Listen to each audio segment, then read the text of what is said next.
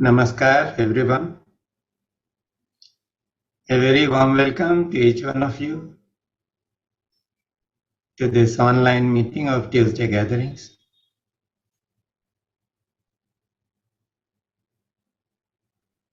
As is customary, let us begin with a prayer to the principle of grace. But before we enter into the prayer, let us prepare ourselves for it. So just take a few moments to settle yourself down,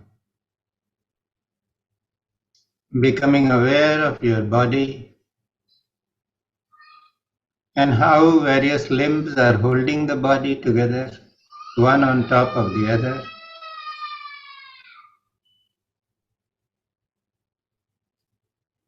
As the body settles down,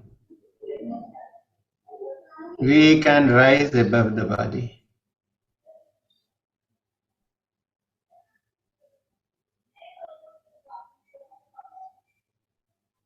And as we rise above the body, it is possible to become aware of the more subtler aspects of our existence, namely the breath.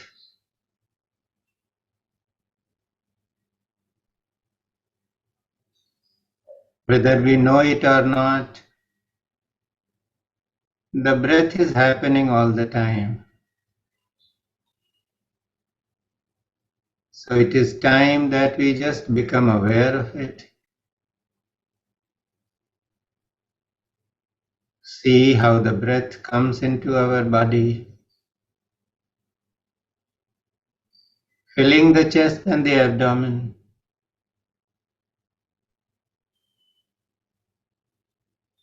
And how it moves out, bringing the chest and the abdomen into place.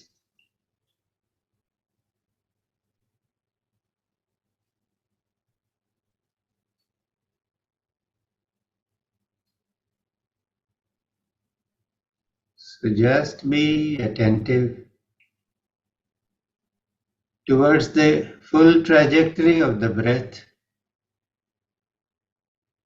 from the time it enters your nostrils to the time it leaves the nostrils. And you will notice that the breath is becoming more and more subtle, relaxed.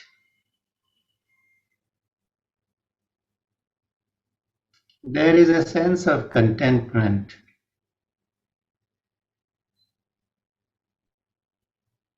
It is complete in itself. It does not seek anything more.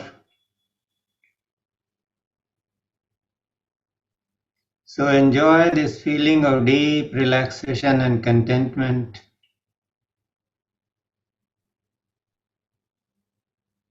which paying attention to the breath is inducing within you. And from this state, let us pray to the Guru principle, to all the Gurus in the Guru Mandala, to the benevolent power of grace which is available at all times in our lives and which is guiding us into higher realms of being.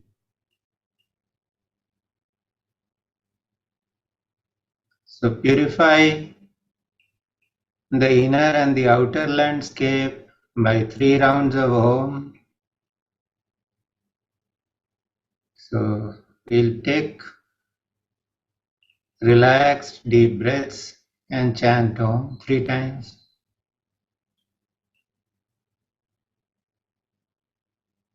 Om.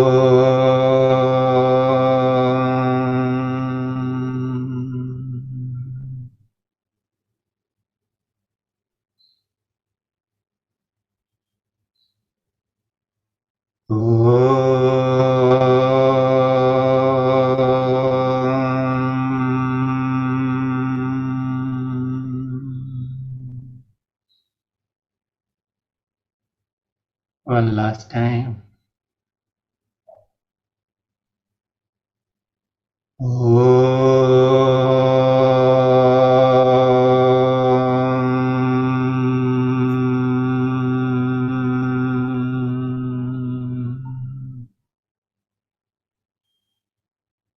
And now we offer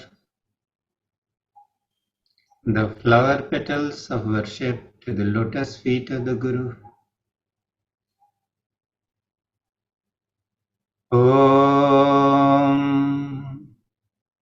Akhandamandalakaram Vyaptam Yena Characharam Tatpadam Darshitam Yena Tasmai Shri Guruve Namaha Ajnanatimirandhasya Jnananjanashalakaya Chakshurunmilitam Yena Tasmai Shri Guruve Namaha Gurur Brahma Gurur Vishnu Gurur Devo Maheshwaraha Gurureva Parabrahma Tasmai Shri Guruve Namaha Om Shri Sadguruve Namaha. We bow down and offer our respects to all the prophets, all the great teachers, all the masters of all traditions, all religions, all belief systems, and seek their support and grace so that we may learn the most appropriate lessons and transform our lives.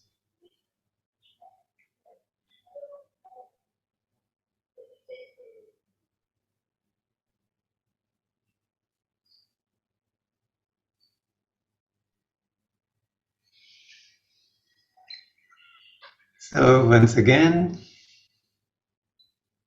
a very hearty welcome to each one of you.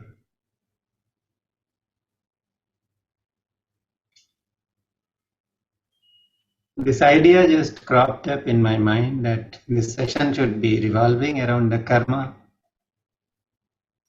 Karma is a much talked about principle and everybody, especially in India, seems to know about it. And to put it simply, what is karma? It's just a principle of cause and effect. Anything that we do, it becomes a cause for something that is going to manifest in the future. And when it manifests, how we react to it, what we do about it, what is the kind of mental state that we have when we are undergoing the effects, that creates a chain of karma. So karma is something that we cannot view in isolation. It is a process. It's a chain of events that keeps happening. And a lot of literature is available. One of the persons from whom I really learned much about karma was Edgar Casey. He is considered to be a prophet by some. He was a clairvoyant. He grew up in America and he had amazing insights. He had special abilities. Very easily he could get into a state of trance. And when he would be in the state of trance, if any information about a person was provided to him, he could give some very interesting findings about that person. Maybe I have shared it earlier that his special capabilities became to be known with medical diagnosis. There were people who would come to him because medical science had no answers for what they were going through.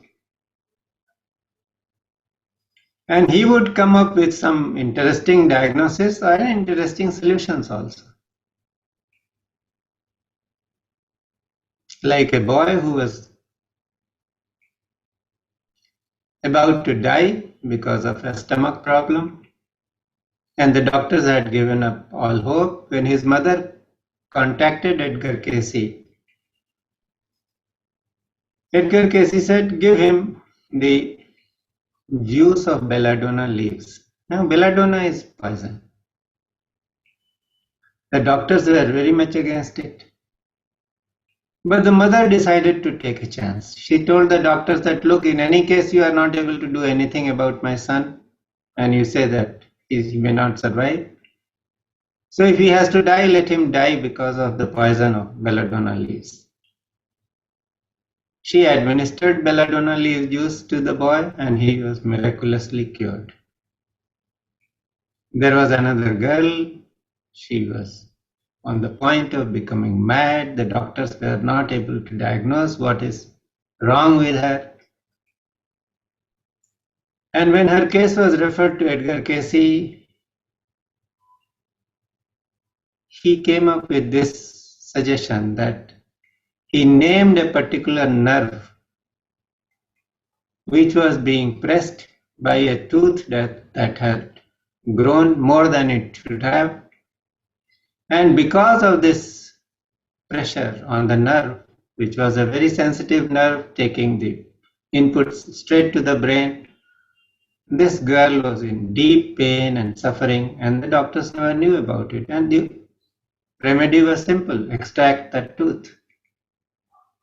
The tooth was extracted and the girl was cured. And this is how Edgar Casey came to be known. He was not a very successful man in life. He had a small photography business, but he never had much money. In his childhood, he would always tell his mother that, his grandfather used to visit him. He was seeing his grandfather all the time, receiving instructions from him, and everybody thought that this boy is very unusual. He imagines things. But when Edgar Casey started making these medical diagnoses and started giving remedies, then he was noticed. And then some rich people came into contact with him. And one of these persons was very much interested in Oriental learning. So he started using Edgar Casey for astrological predictions. Edgar Casey did not know anything about Indian astrology or any astrology, but he would simply be given, in trance he would be given the name and the address of the person, and he would get into the trance and he would give a perfect astrological reading. Now while he was started giving these astrological readings, then the mention of karma, kundalini, experiences of past lives or the influence of past lives, these things started cropping up in his readings. Edgar Casey was there more than 100 years ago. And in America, people did not know about Kundalini. People did not believe in past lives. So it was very difficult. But this rich pattern that Edgar Casey had, since he had exposure to Eastern learning, he saw that this was an amazing thing that Edgar Casey was capable of doing.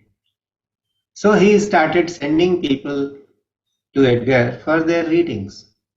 And Edgar came up with some 25,000 past life readings, giving an explanation, an insight into why people were going through what they were going through in this lifetime. Like somebody who had anemia, Edgar Casey told him that you were a general and you enjoyed, spilling the blood of others. So because you have spilled blood in this lifetime, you are anemic because you must learn the lesson. A lady who was very fat, and no matter what she did, she was unable to change herself, change the body constitution. When her reading came up, Edgar told her that you were an athlete, you were very charming, very beautiful, very agile, and you always looked down upon people who were not so good looking, who were fat, ugly. So this is how you have invited this particular thing in your life. Perhaps I have shared this one reading in some of my past lecture, that there was a person who was born, in India we have this, character called Ashtavakra. He was born, he had this crooked bone structure at 8 places. And this man was something like an Ashtavakra. And when his reading was done, then Edgar Casey told him that, look, you were a courtier in the court of Nero, and Nero would enjoy, this putting people in the isolated arena and letting loose some wild animals on them, hungry animals on them. So he said when the lions or the tigers used to, break the bones of these helpless victims, you were the one clapping the loudest. You really enjoyed this. So that is why in this lifetime you are going through what you are going through. There was a lady who was very allergic, and in her reading, Edgar Casey told her that you were a chemist in earlier lifetimes. And because you were a chemist, you used that knowledge of chemistry to give people certain prescriptions which would have caused great itching. You made them suffer. So in this lifetime you are suffering. There are smells which cause eruptions on your body, and it doesn't seem to go away. So this is how it is.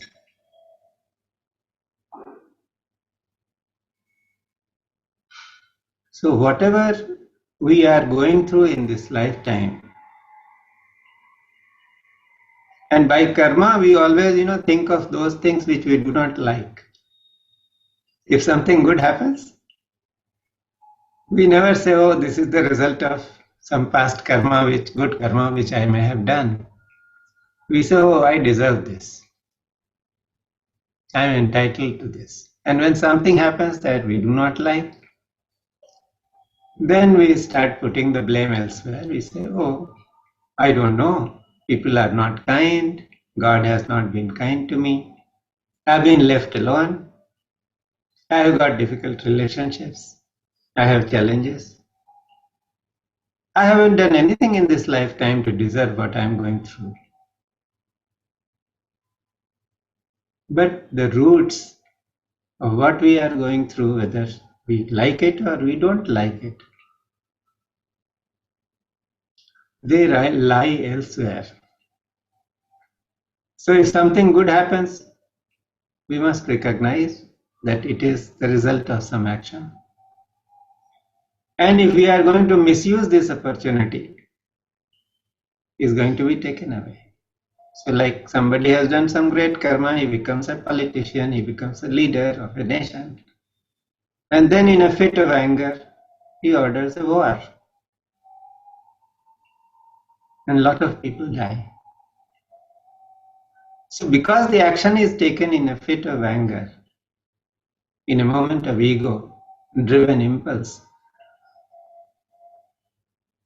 the responsibility for that action will come to this person and he will suffer.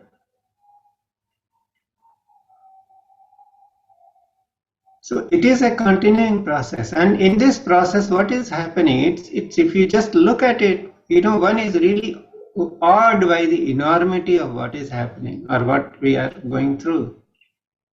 There are so many souls with whom we have interacted in so many lifetimes, and there is something or the other which is unresolved, and it keeps playing. And we keep reacting, and by reactions, we are always creating some fresh karma. So what should be the approach of a more well-informed person? And it is continuing. Like Edgar Casey had a lady, and she said, I've got two suitors. There are two boys who are young men who are very keen to marry me. I am not able to decide whom to marry. So whom should I marry? Have we not faced such a dilemma in our lifetimes? Maybe in a different context. That there are two options and both are equally engaging. One is not able to decide. And Edgar Casey did a reading and said, you have a past life connection with both these young men, and both have to teach some very important lessons to you. So it does not matter whether you choose one or the other. The one whom you do not choose, that soul will again come to you in some lifetime to teach what he has to teach you. So all this karma is nothing but a process of learning. This world is a school or an institution where we have come for learning. And karma is the way through which we are being imparted certain lessons. So if we have done something great or good, something good materializes. If we haven't done something which was according to the natural law, then we face certain consequences which are indicative of the fact that we must learn these lessons. We must grow. So one thing that we must banish from our mind, if we really understand karma, is that karma is not punishment. It is a lesson. It's a teaching for our own growth and development. So what is the most important thing? An attitude of learning. Isn't it true? If we look around ourselves and see who is suffering the most,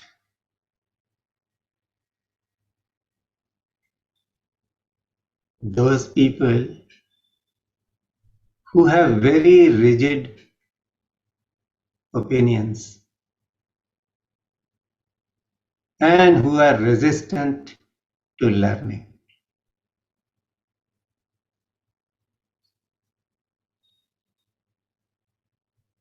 So just take a few moments,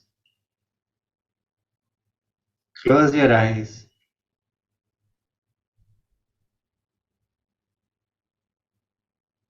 and identify your habit pattern or belief system or anything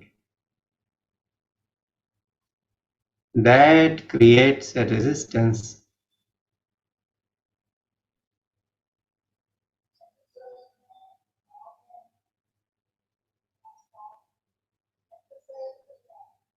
Maybe it is the thought that I know everything, I don't need to learn anything. Maybe it is the thought that I am so good and everybody else is unkind to me.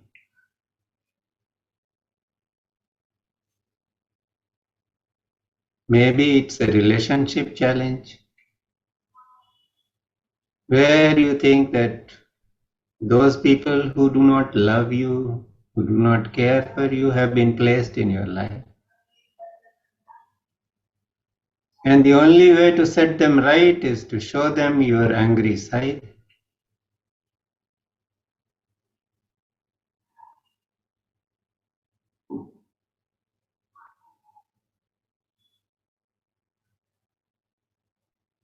Maybe there is a situation where if you learn something new, you can get out of it or it can become easy. But learning seems such a big issue.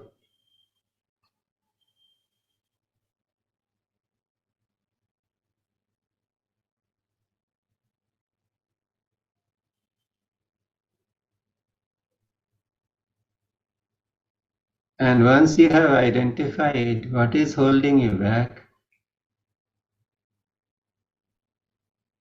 put that under the lens of your awareness.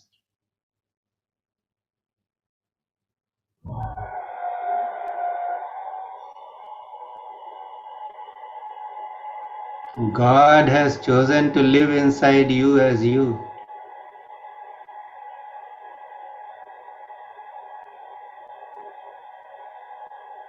You are divine.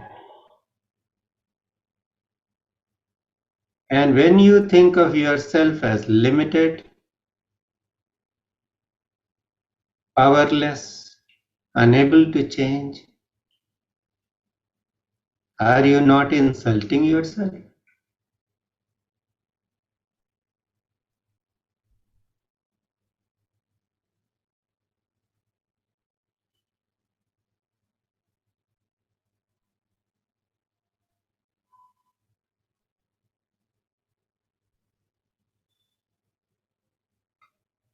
Just to repeat to yourself, I am who I am. I am who I am.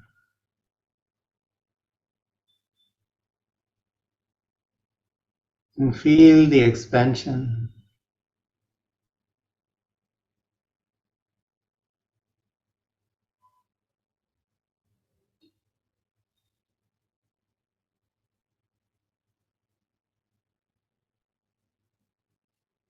Give yourself the thought, I can do it.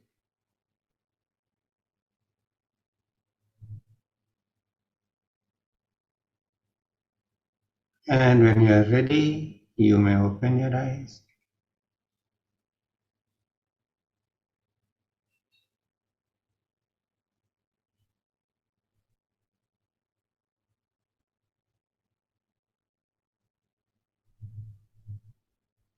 When we give ourselves this contemplation, looking at what is holding us back, the moment we become aware of it, the hold of this limiting tendency starts reducing and it begins to go away. The secret of growth is in awareness. The conscious man has to evaluate himself or herself and see what is needed. What more I can learn? I have come to this world to learn. What is it that I need to learn? And the moment this recognition is there,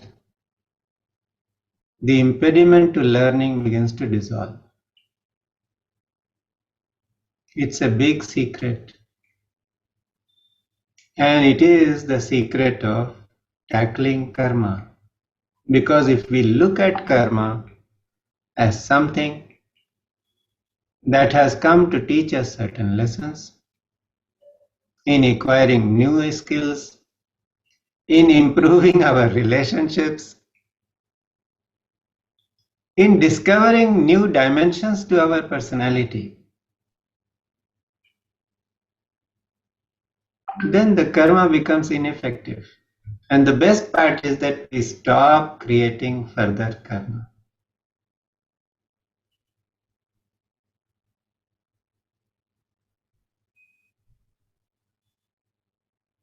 Some dear one leaves us.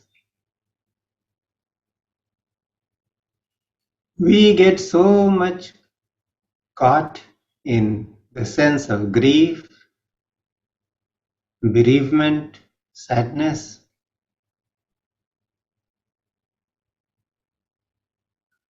that we start bringing ourselves down.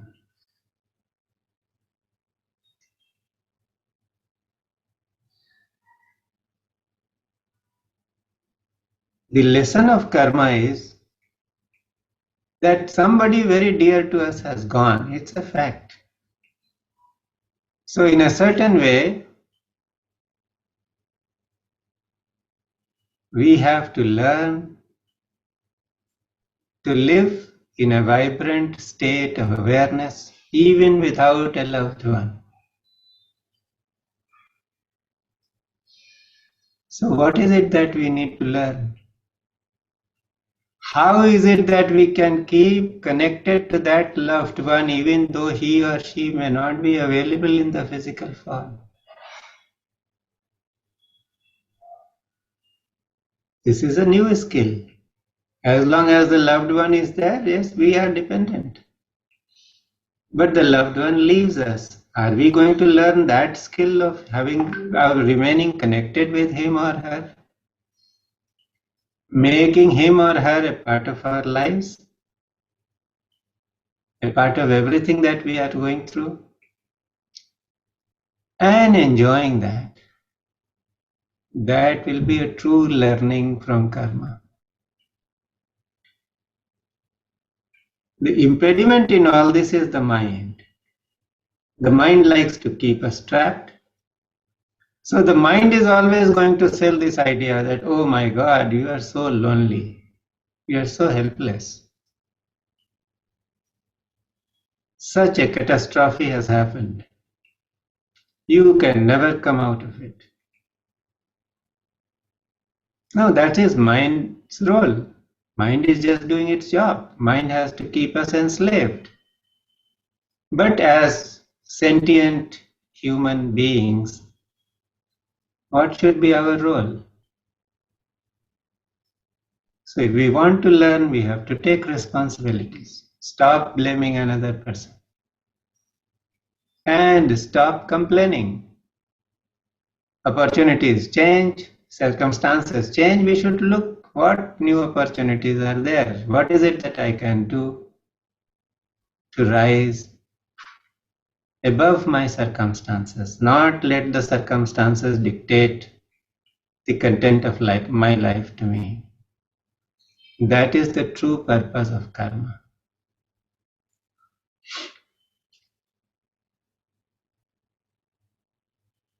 And where does the role of grace come into it?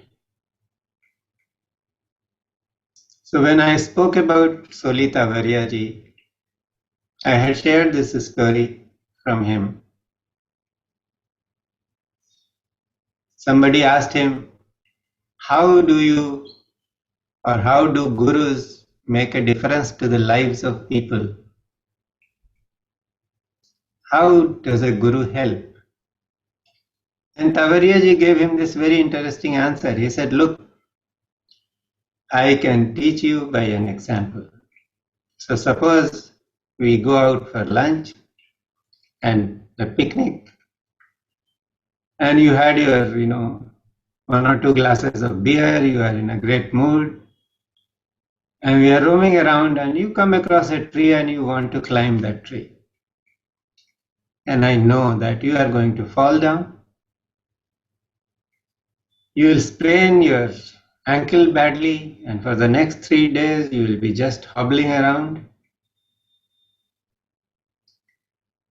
I will tell you that it is not good to climb the tree. But if I notice that you still want to climb, I will just grab your hand and would not allow you to climb. The matter ends there. But if I know that you are going to fall, you will have a compound fracture in your leg, some surgery will have to be performed, an iron rod will have to be inserted. It will take months for you to recover, and a lot of painful physiotherapy will be involved. I will tell you, don't climb. It's not good for you. But if you are still not listening to me, I will allow you to climb. So you climb and fall. And the rest will follow. But if I know that you are going to fall and it will be a bad fall, your spine is going to be hurt, there will be nerve damage, and for the rest of your life you will be confined to a wheelchair, I will not say anything. And this man laughed in bewilderment. He said, what is this? In Hindi he said, ye to ulti Ganga beh rahi hai. When almost nothing is going to happen to me, you will not allow me to climb. But when something is happening, you will at least say that don't climb, but you will not stop. And when the worst is going to happen, you will not say anything. And Soli Bhai said, look, when something very serious is happening, that means a very serious karma has come into your prarabdha. It is going to fructify, come what may. It's like a heat-seeking missile which has been fired and which is following an enemy Air Force plane.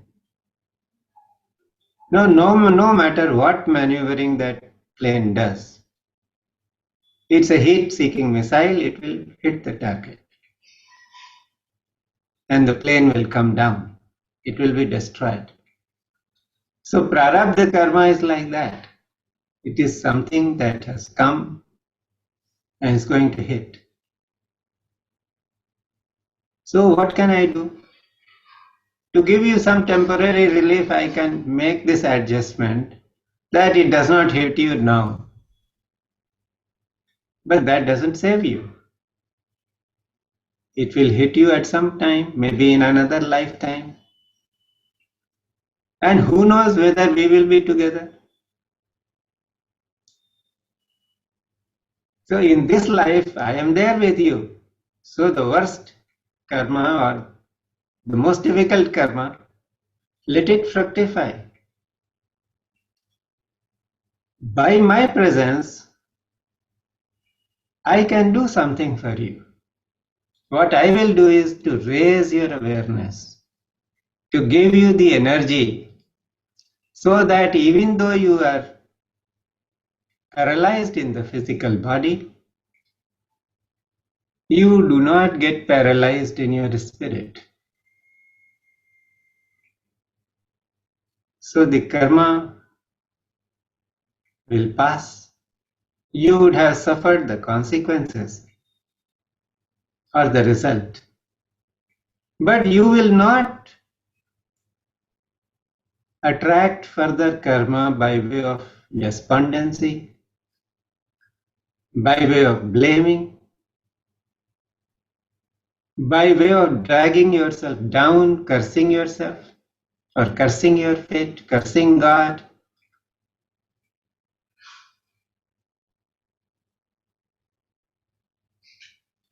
And what Kavariyaji really meant when he said this,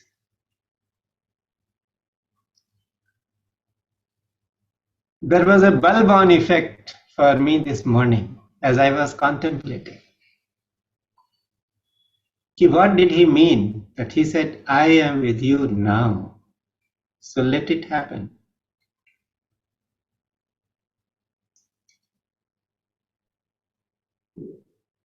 No matter what happens in our lives, what is important is how we react to or respond to the life. So when we are in a higher energy state, we are all quite familiar with, I've shared a few times the Hawkins scale of consciousness. He has mapped how our emotions or how our feelings about ourselves bring us down. So when we are caught up in grief or sadness or guilt, we are at the lowest point. But as we begin to take responsibility for ourselves, we start getting, then beyond this is anger. As long as we are trapped in anger, we are putting the blame on somebody else. But when we really grow in awareness, then the energy and vibration of the person starts going up. And a big transformation happens when it goes to 500 hertz. That is, oh yes, thank you, Emma. You shared it. So 500, so this is what, shame, guilt, apathy, grief, these are all the lower. The shift starts happening when we discover courage. So courage, and then because we have courage, we can do something to change our lives, to change the context of our life. And because we have courage, then we have developed neutrality. Neutrality does not mean apathy. It means that ability to see things from a clear perception, not getting involved in the blame game. When we have bad relationships, we blame others for that. But neutrality means taking responsibility. Then when we take responsibility, then the willingness arises, and acceptance arises, acceptance of everything that is there around us. And reason arises, and beyond reason, then love arises. We become that powerhouse of love. We begin to love ourselves for who we are. We begin to love this body, because this body is a great instrument for transformation. A human being is the only person who has given a vertical spine. Animals have not been given this. So that is why they are trapped in their swabhav, in their tendencies. But a human being has this ability to change his swabhav, to change the tendency and make that transition. So we can, get into love where we transform ourselves, we change our relationship with our own selves, and we also change our relationship with the universe around us. So we become a kind of a lighthouse that is showing, or that is sharing its light with others. So we become more giving. We are not always in the receiving mode. We are not the beggar asking for something or the other from everybody else around us.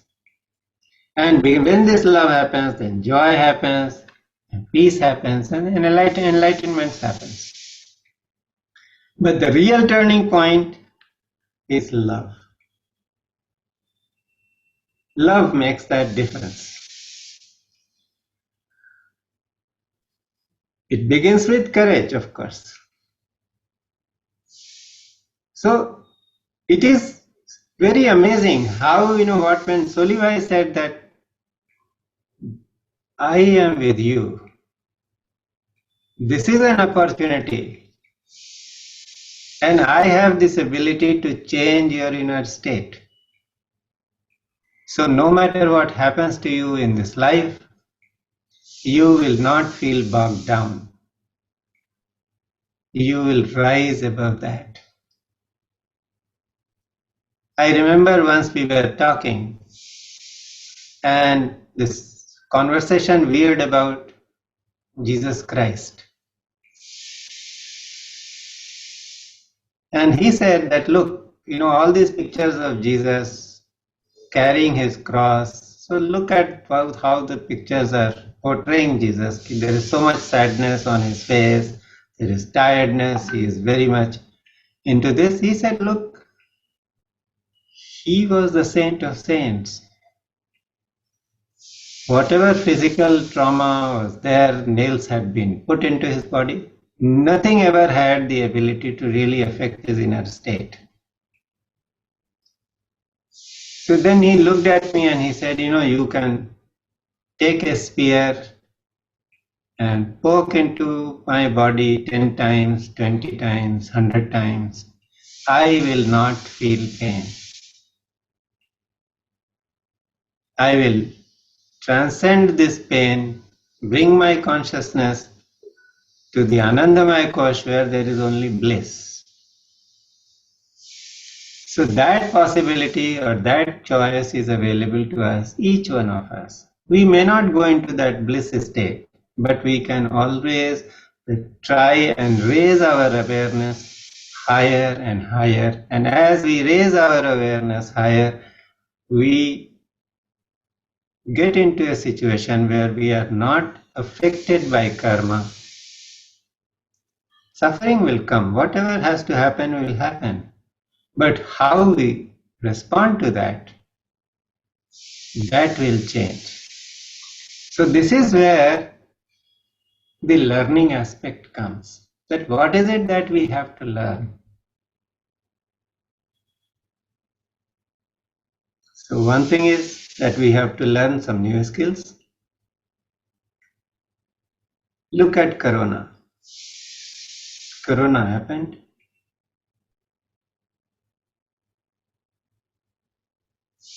How it affected people. So many people lost their livelihood. So many people suffered. But there were others who thrived. Who thrived? Those who learned some lessons. Look at our own Tuesday gatherings. If Corona was not there, would Tuesday gathering ever happen? No.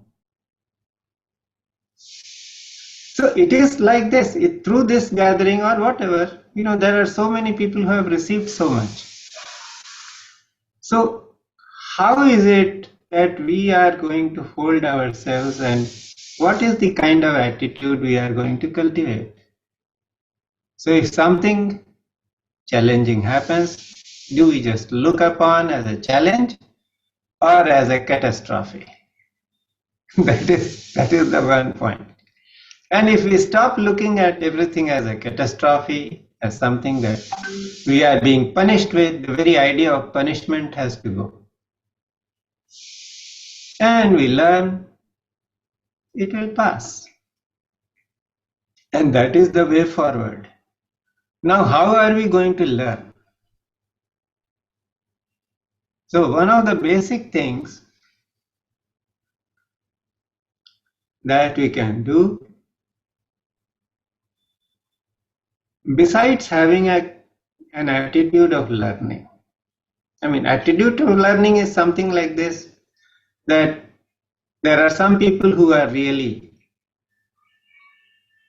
capable, they have been blessed with certain skills which others do not have. They feel very comfortable in doing anything that is given to them, which is new, they haven't tried before. But for most people, whenever something new is being presented before them, the first idea is to retreat. Let me avoid it as long as I can. Now, if that happens, then the person has to really look at it and see, why is this thought arising? I don't like certain things within the family,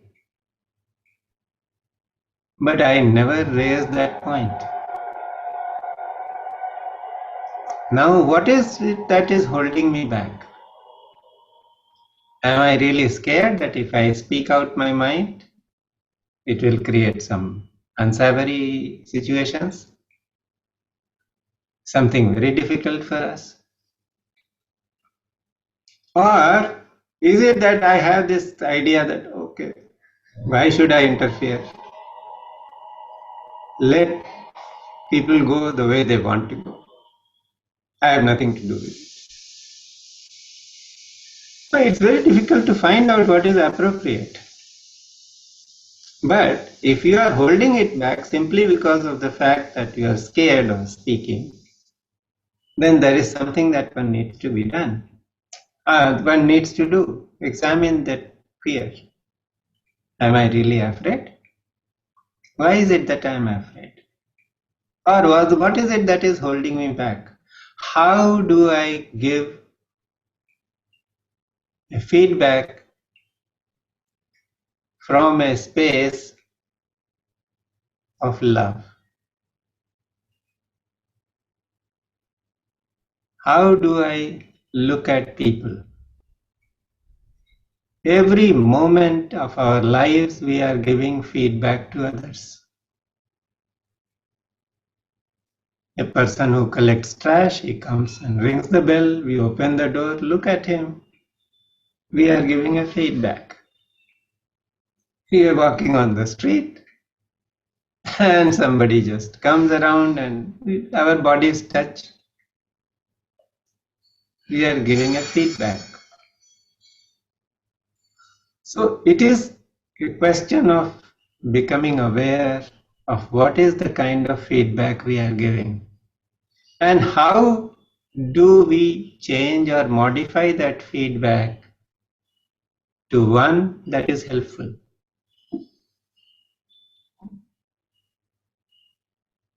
Some people are by nature very critical.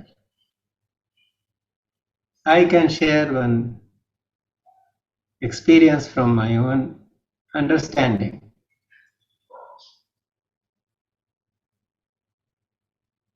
The first time I was given the task of speaking in the Guru's ashram, it was a disaster. And the lady who was my tutor for the program was somebody who used to be a television actress in Australia. So she was exactly opposite of what I was, or I was exactly opposite of what she was. She was so beautiful, charming, a model of grace. She had such great qualities of modulation, presentation, narrating stories, and I had none of these qualities. Yet, after the program when we met, and I told her that, look, I thought it was a disaster. It was a disaster, but she didn't tell me that. She took time to contemplate what she was going to tell me. And then she said, Mr. Gaur, I have a feeling that when you will speak, people will want to listen to you. Now then I understood later on how she had saved me that day. She could have rattled away 10 points, telling me that, look, you looked so uncomfortable on the podium. It seemed that your legs were shaky. There was no throw in your voice. You were just looking through people. You did not make any eye contact. Your voice was it was coming out in spurts. She could have given me n number of suggestions. And my future as a speaker would have been finished that day, just because of feedback. And she said, look, I have a feeling that when you will speak, people will want to listen to you. And that gave me an idea that there is a hope, there is some hope. Later on, over a period of the next 2-3 months, my tutors gave me some points to work upon.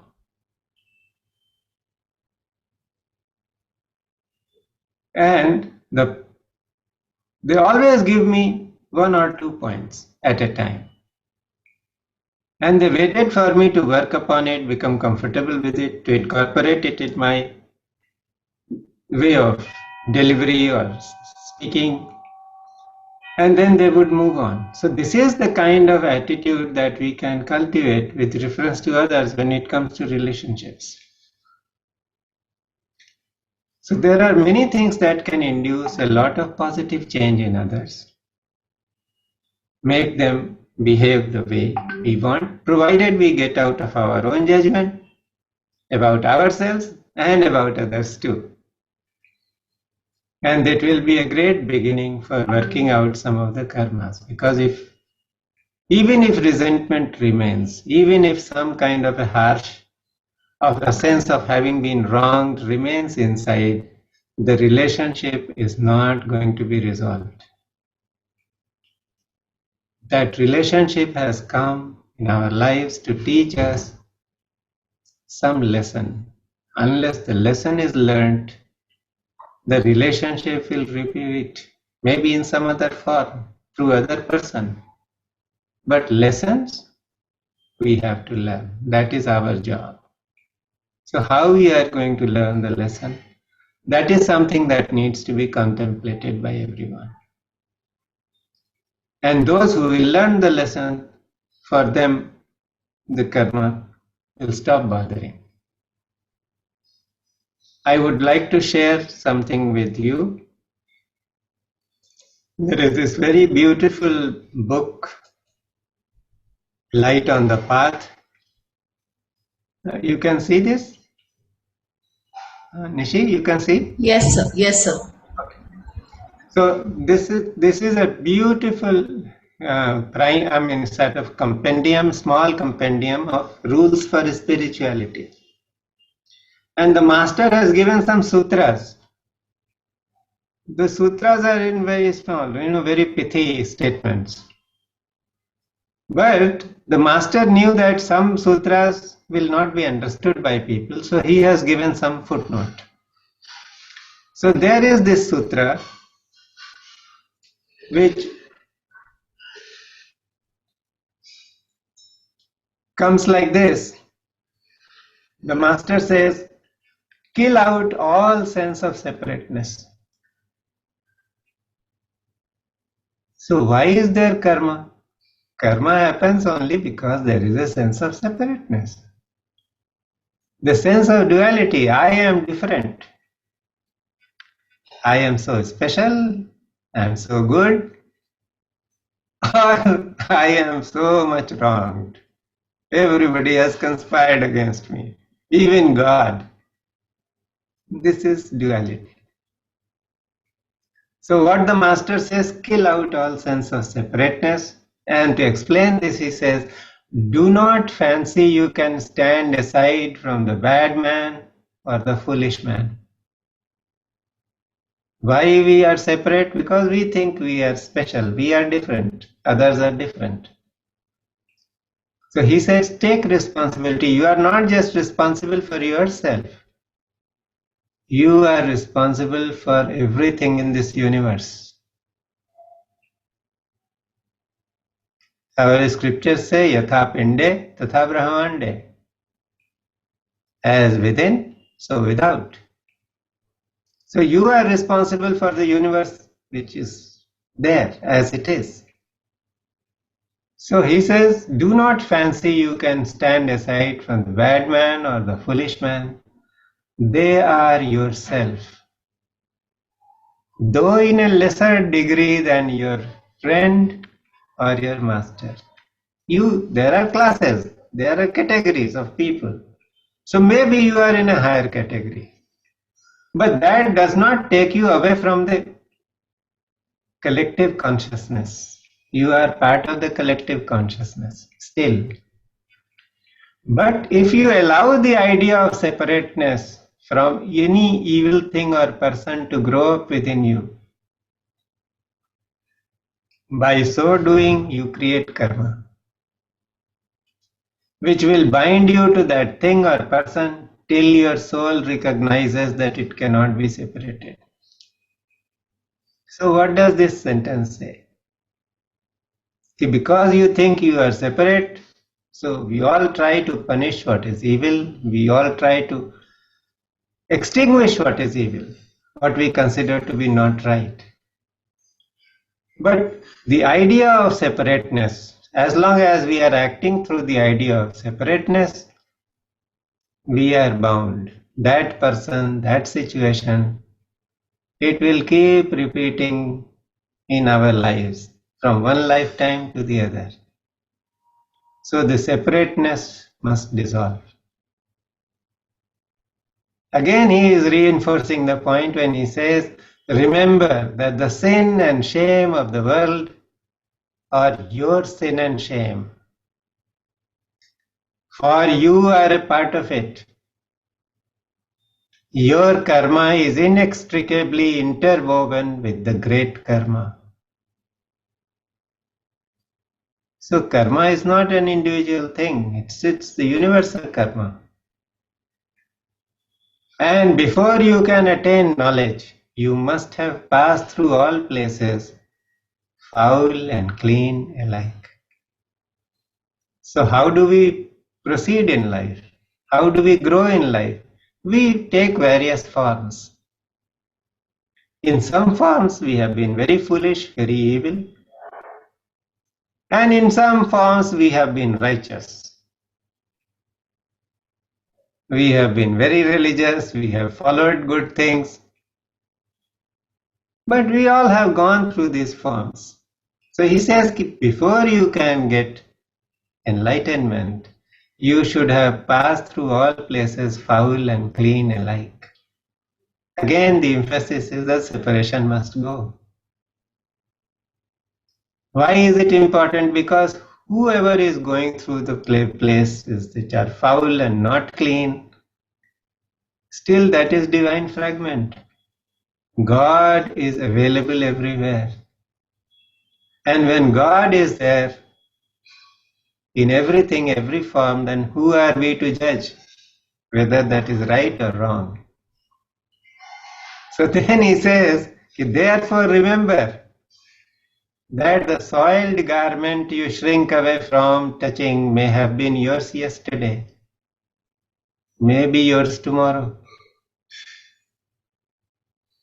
And if you turn with horror from it, when it is flung upon your shoulders, it will cling the more closely to you. The self-righteous man makes for himself a bed of mire. And this is the most liberating thing, he says. Abstain because it is right to abstain. So do not get involved in something which is evil, which is something not appealing to your consciousness. Abstain because it is right to abstain, not that yourself shall be kept clean. Because when we try to remain clean, then the idea of separateness is there. So the master is saying, kill out all sense of separateness. And this, I feel, is the ultimate recipe or medicine for coming out of karma. Having an attitude of love and compassion towards ourselves, recognizing that everything that is happening is a part of the divine plan. This is how the universal law is unfolding in our lives. And we must accept it, take full responsibility for it. So one of the ways we can really make a great positive change is by raising our awareness. So how do we raise our awareness? We are all quite familiar with, Umaji, she has taught us for the forgiveness practice. So when we do forgiveness practice, we are raising our awareness. We are allowing this dissolution of karma to happen in a very, very natural way, without much effort, without our getting entangled with souls on the physical plane. And this works wonders with people. There are people who have done the forgiveness practice, and they found that their relationships have changed dramatically.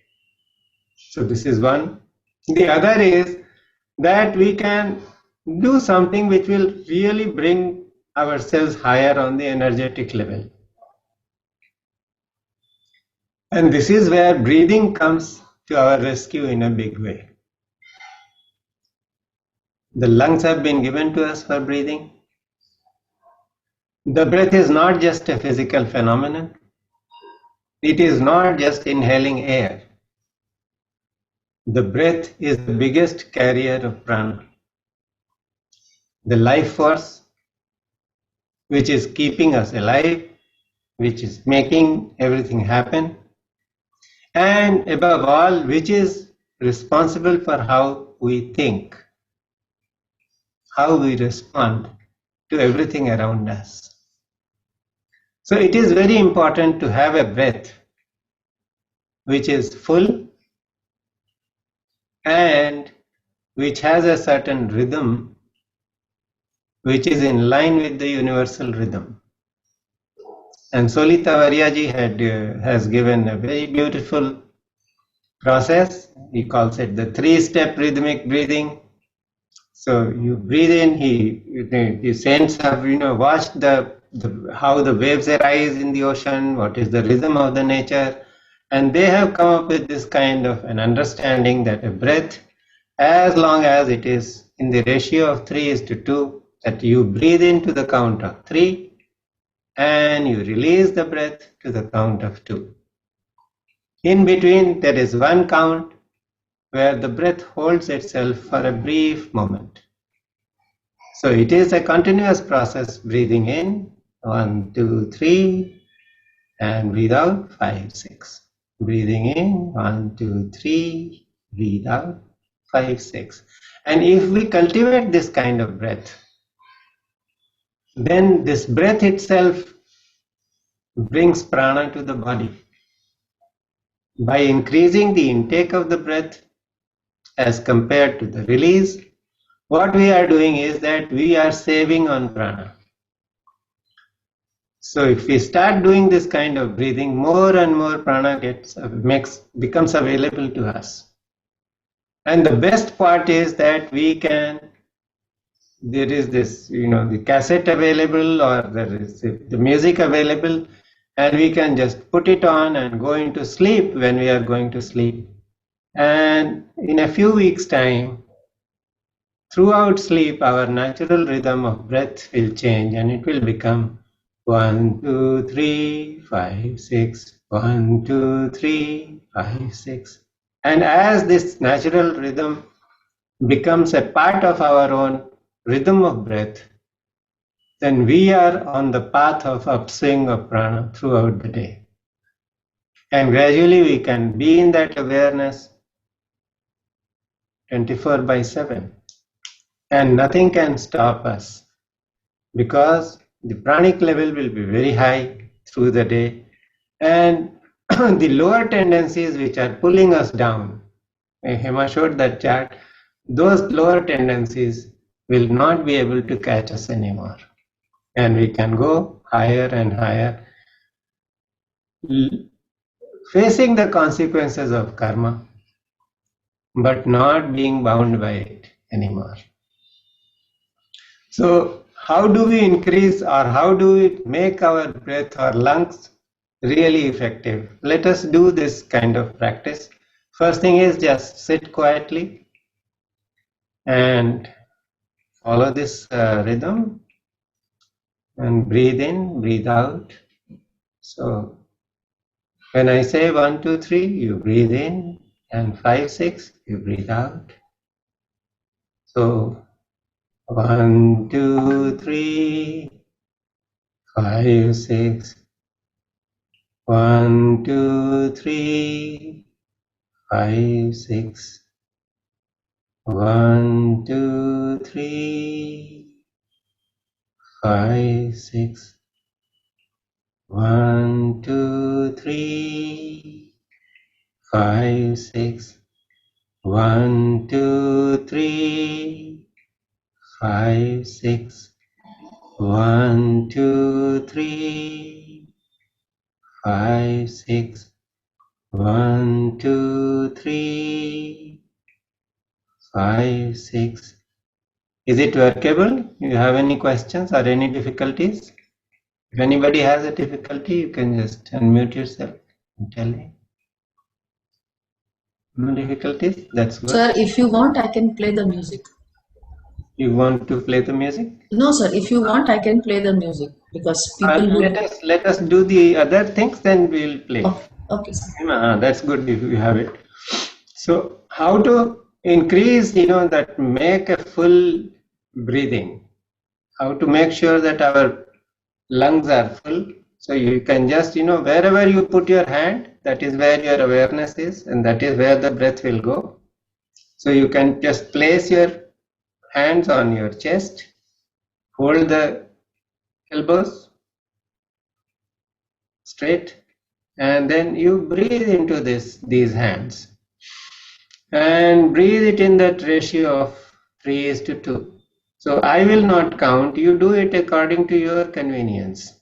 But see that the chest comes up when you breathe in and it goes down when you breathe out. 1, 1, 2, 3, 5, 6. 1, 2, 3, 5, 6. 1, 2, 3, 5, 6.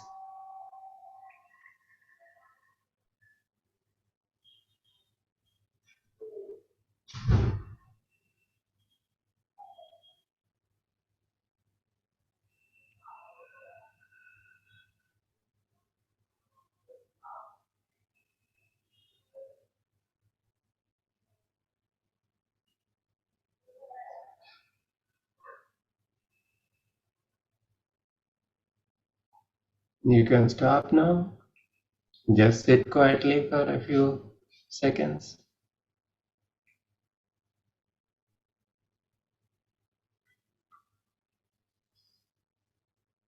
You may want to put your hands on your shoulders. All the 5 fingers together, put them on the shoulders, and just let your elbows stretch. And again, you breathe into the count of 3 and breathe out. And you can just lift your hands a little. So 1, 2, 3, 5, 6. 1, 2, 3, 5, 6.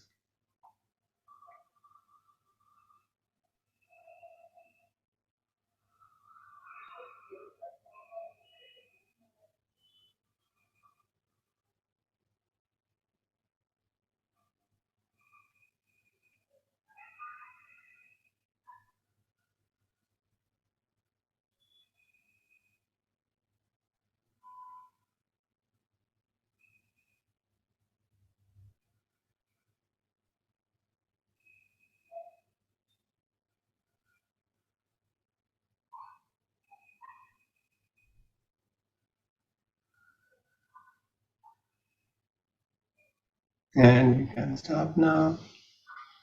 Just take a few moments to rest.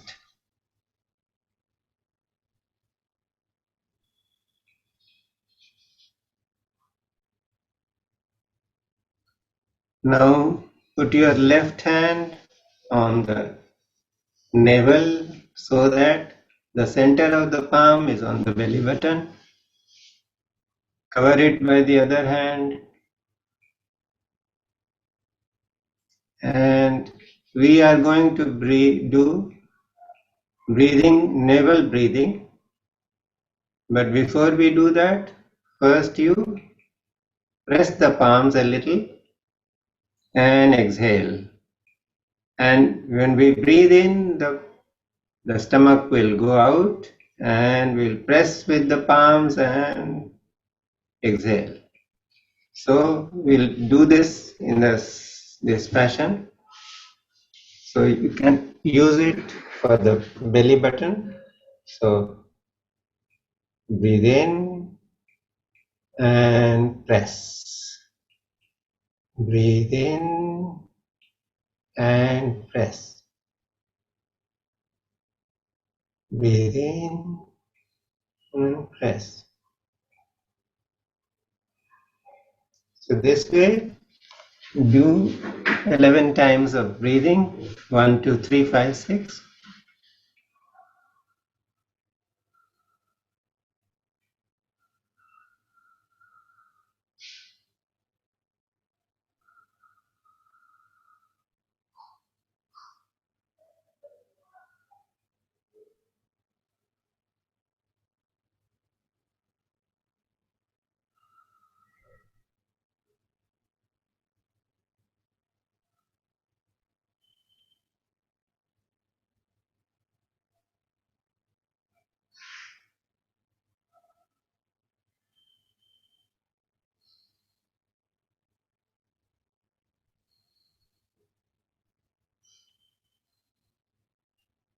You can stop now.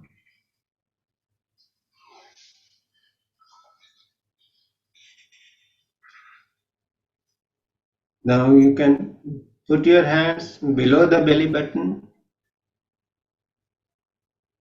one on top of the other, one palm over the other.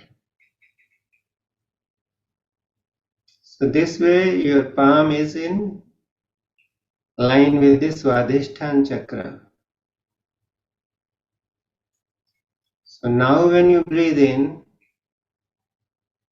you can feel the pressure on the diaphragm and let the breath go to the Swadhisthana chakra. So in this way, you breathe 11 times with the awareness that the breath is going to the Swadhisthana chakra. And the same thing will happen when you breathe in, the stomach will come out. And when we breathe out, use a little pressure to let the stomach go back in place. So start.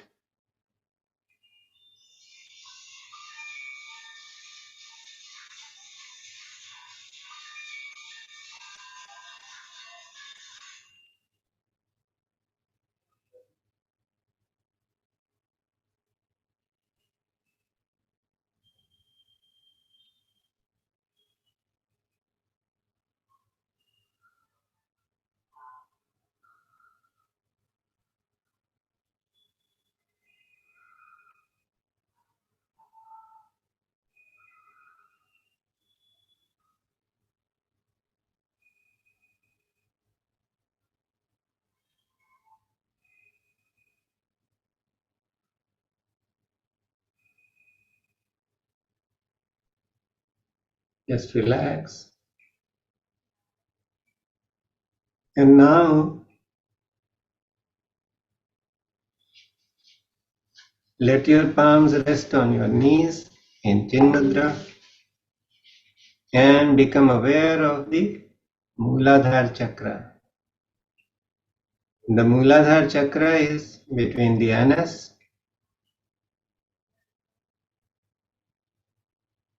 It is in the area of the perineum. So what we can do is that as we breathe in, pull the anus and the pelvic floor muscles up, and as you breathe out, let them go down. So the difficulty or the mistake which most people do is that they are not used to this. So when they pull the anus in or the pelvic floor in, they start breathing out. They pull the stomach in and start breathing out. So make sure that you do not breathe out. You breathe in and pull the pelvic floor muscles up and let go. Breathe in, pull the pelvic floor muscles up and let go. Breathe in, pull the pelvic floor muscles up and let go. Is anybody there who is not able to do it, or there is a challenge? You can either unmute yourself or raise your hand. No? That's good. So just do this 11 times. We call it the Ashwini Mudra. It energizes the Muladhara chakra and it sends the energy rising up through the spine to the crown of the head. So start 11 times and same ratio, 3:2. Breathe in and breathe out.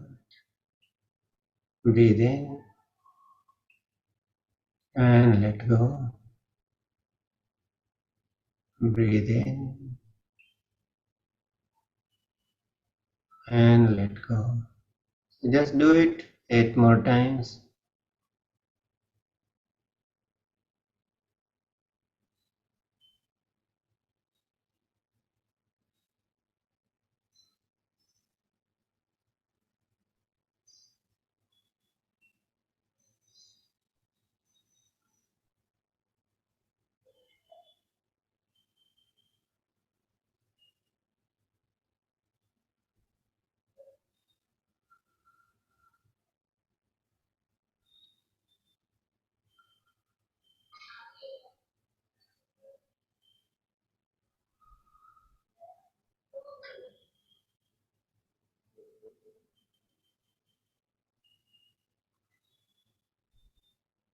Now just let go.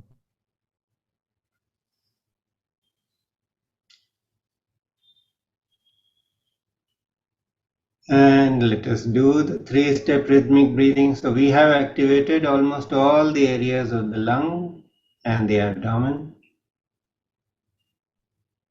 So now as you breathe in, you can just put your hands on your, one hand on your chest, the other on your navel, and feel the breath as it comes in and as it goes out. Let the ratio be 3:2 and do it for a few minutes.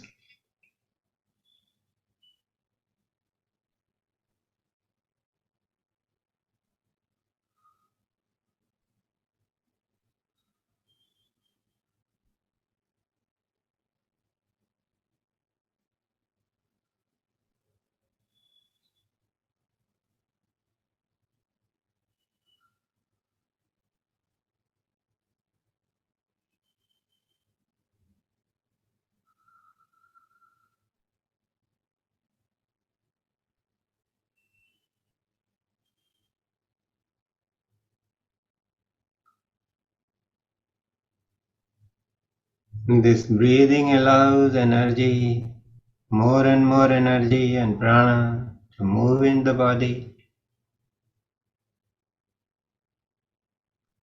and part of it is retained. So you can feel how there is more energy that you are feeling. And as your mind starts being fed more and more prana, it tends to give up its negative tendencies, judgment, comparison, sense of superiority.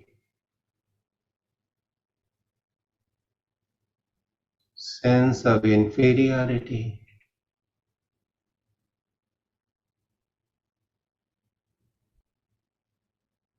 sadness, grief,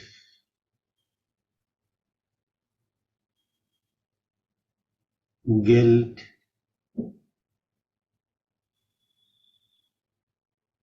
shame,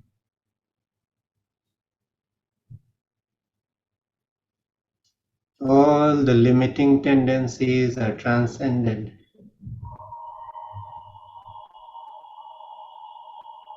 Because one is vibrating high in prana,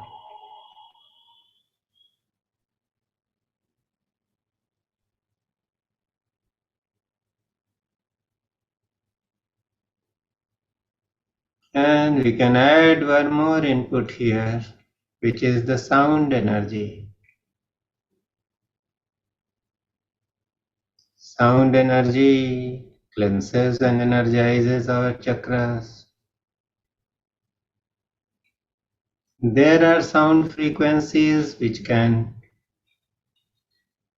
reduce the hold of karma by acting on our etheric body, the emotional body,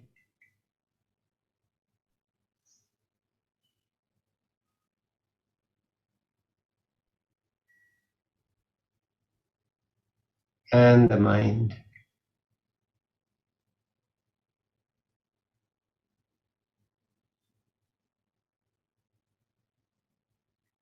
And as we improve in awareness levels, the sound energy has the ability to get into the causal body where all the karmas are stored in the form of impressions in the subconscious mind. So just listen to these frequencies. Keep breathing in the ratio 3:2.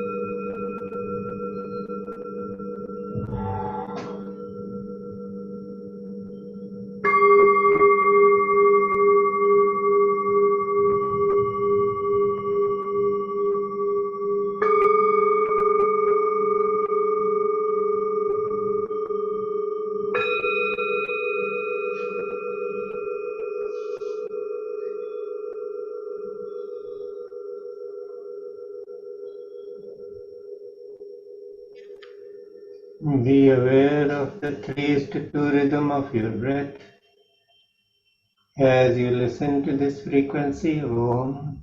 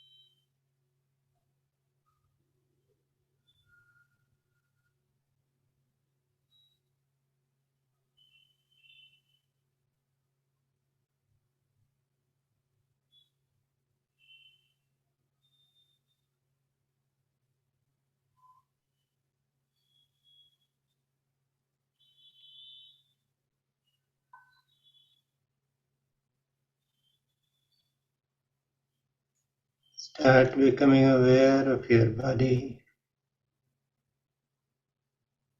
Take a few deep breaths.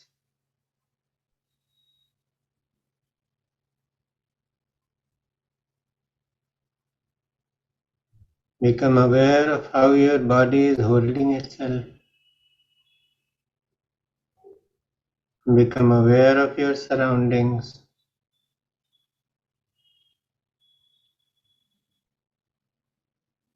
You may want to rub your palms together. Place them on your eyes and let the energy flow from the palms into your body or vice versa. Keep breathing. Let the energy be equalized. And when you're ready, you may want to caress your face, offer your deepest love to yourself, and open your eyes.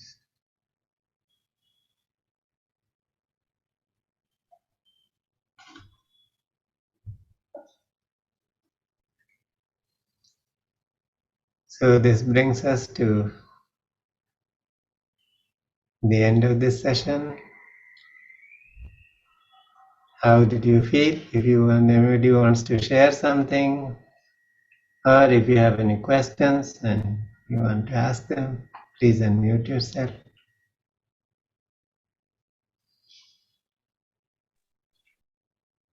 Sir, can I say?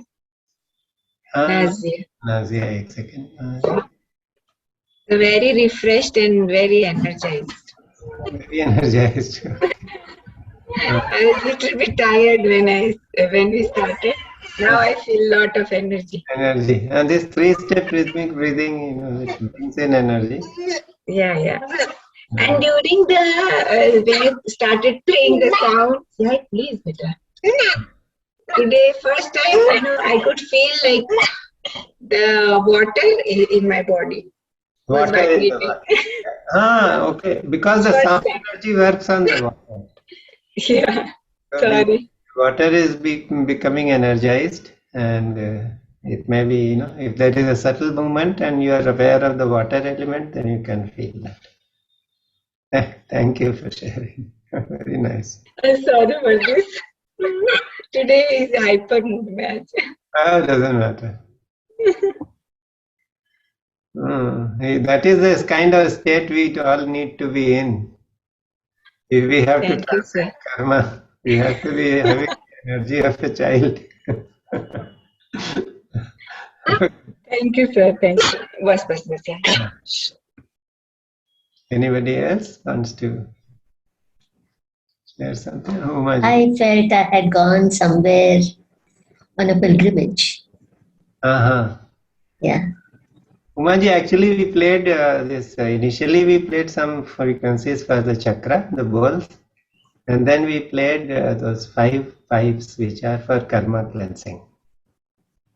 So they work on various levels of the etheric body, the physical body, the etheric body, the emotional body, the mental body, and sometimes even the causal body where the karmas are stored. So it can happen that sometimes if a memory is something is triggered, then a person does astral travel. They just move out of the body and go and roam around. Yeah. I felt like a drone going somewhere, in various places. Beautiful. Thank you so much. Thank you.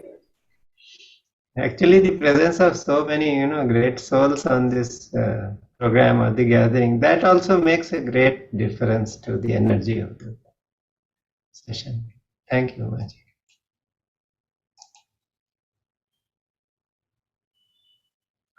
So if nobody has to say anything further, we can close it. So we'll close it with a prayer for universal peace and well-being. Om Sarveshvam Swastirбhavatu Sarvesham Shantirбhavatu Sarvesham Purnam Bhavatu Sarvesham Mangalam Bhavatu. Om Sarve Bhavantu Sukhino Sarve Santu Niramayah